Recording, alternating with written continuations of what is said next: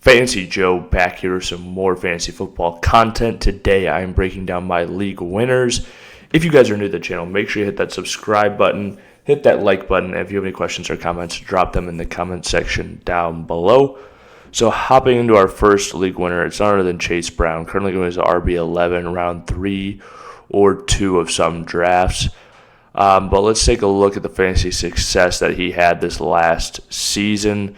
So Chase Brown, 14.3 points per game and half-point PPR, nearly 1,000 yards on the ground on 229 carries. Also caught 54 passes for 360 yards, 4 additional receiving touchdowns.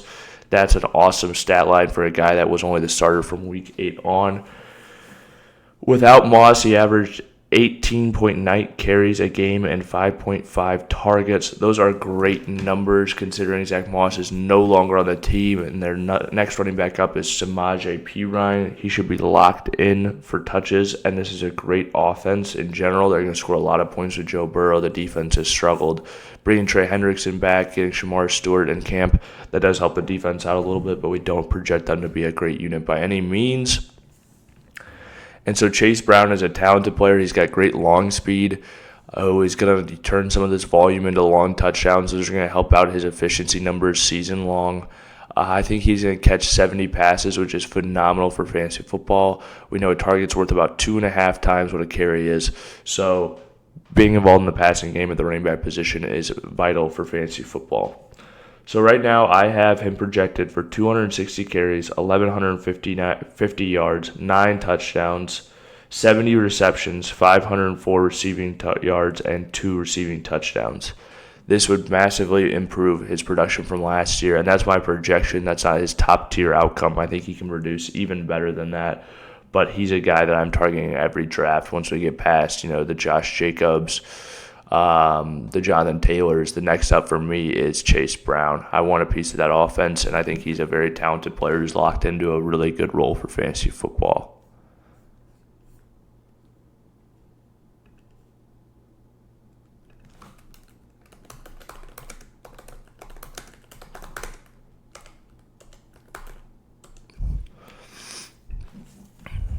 Okay, this next guy that I want to show, Omarion Hampton, currently going as RB14, another one of my league winners. And this one really has just been staying tuned to what we've seen over the offseason, sticking with all of this news on this Najee Harris situation, things like that. But a 4.46 40-yard dash with his height and weight, that's a great 40 time. You can see by his speed, his burst score, things like that. And he was an absolute dominator in college. His stats are phenomenal. We're going to scroll down and see him back-to-back 1,500-yard seasons, over 15 touchdowns both years, involved in the passing game at a good yards per clip, especially this last year. Those are all things that you want to see and things that I think you can project for him heading on to this Chargers team. I think he is going to be the lead back from day one, even if Najee is healthy, ready to go. He hasn't been in camp. This is a new team. I think, they will move Najee in, but Omarion Hampton is going to be getting the lion's share of the work on a good offensive line and a team that wants to run the ball. That's the big thing here.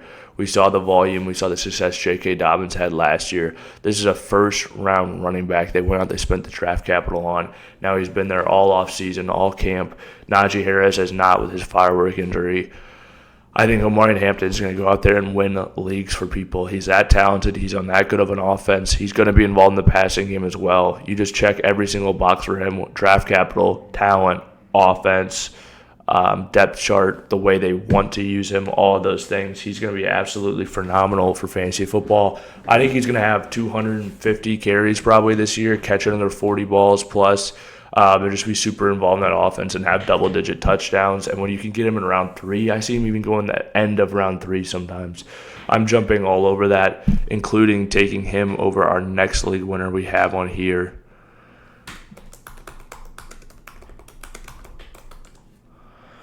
It's George Kittle. Now we got to scroll for George Kittle's ADP. Actually, we don't. He's on the same page. But tight end 3, going at 31 currently. But let's dive into why I'm so high on George Kittle this season. Starts off by taking a look at the points per game last year, where he was number 1 of all fantasy football tight ends. Obviously, Brock Bowers caught 100-something balls. Trey McBride, same thing. But again, number one, George Kittle. And that was obviously last season, but let's take a look at his depth chart this year. He had 94 targets in 15 games, 78 receptions, 1,106 yards, and 8 touchdowns.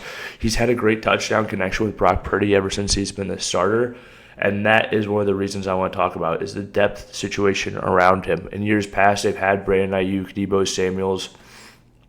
Now they're down to a healthy Ricky Pearsall, an injured Jawan Jennings, and an injured Brandon Ayuk. I think he's going to go in there and soak up a ton of targets. I think this can be an 85 reception year for George Kittle, which we haven't seen him do since year 3. That type of volume and his red zone role that he's been utilized in recently, I am taking him as that third tight end. I think he could finish as the tight end 1. Not that I projected that way. I still would take Bowers over him. I would take Trey McBride over him, but these are guys usually at the pick in the middle of round 2. I can get George Kittle at the end of round 3 most of the time. And I'm going to take that value, that 13.2 points per game, the offense around him, the situation he's got with his quarterback. And like I said, just so many of those other pass catchers being hurt, I don't really see a situation where he doesn't soak up a lot of that volume. He's played at least 14 games each of the last 4 years. Looked excellent in camp. No reason to believe he's dropped off. And a guy that I think is just going to go out there and compete and bring home fantasy titles for people. All right, let's dive into our last league winner. We're going to scroll here. George Pickens is our next league winner. Going wide receiver 21. These are much updated ADPs. On most ADPs, he's going to be going lower than that. All these guys will. Another George. If I could spell George for my life, let's go Pickens. Okay, but George Pickens, another guy that just lands in a phenomenal situation for him for fantasy football. And just so I can give you guys a look, I'm going to go look. These are like really updated ADPs. Let me go give you where they're really going on most of these draft positions. So let's scroll here so we can see. So yeah, we've got George Kittle at 35 overall. We got Martin Hampton at 32, so he's pretty similar. Chase Brown at 24, so back of the second round. George Pickens is going to wide receiver 25. So we can see the different draft price on most of these guys. But why am I so high on George Pickens? The reason is quite simple to me. Coming off 900 yards in 14 games this last year, only 3 receiving touchdowns. But played for the Pittsburgh Steelers where he was the number 1 wide receiver on that offense. But he had Russell Wilson, Justin Fields, those likes throwing him the ball. Also, they're a very run-heavy scheme. Dallas should throw the ball over 100 more times than they did when he was in Pittsburgh. That volume is absolutely massive. And he won't be the number 1 wide receiver, but we've seen him have 800 yards every year of his career, not get very much volume. This year, I easily see him securing 120, 130 targets, something in that range, from a much more accurate down-the-field passer in Dak Prescott, a team that will not be able to run the ball with their offensive line. Javonte Williams, Jaden Blue, one of the worst running backs, one of the worst position groups in football, period. They're going to have to air it out. The defense has not looked good. We've seen the Micah talks. Who knows what's going on with him, but their defense struggled last year with Micah Parsons. So they're going to need to air the ball out. They're going to need to put points on the board. George Pickens is going to be a pivotal part of that process, a guy you can get in round 5, 6 of drafts. Is your wide receiver 2 or 3 that can go out there, have 1,200 yards, double-digit touchdowns, and be a pivotal part of this Dallas Cowboys offense and your fantasy football success. If you guys have made it to this point in the video, please hit that like button, hit that subscribe button. If you have any questions or comments, drop them in the comment section down below. I'll respond as always. This has been Fantasy Joe. Thank you guys for watching.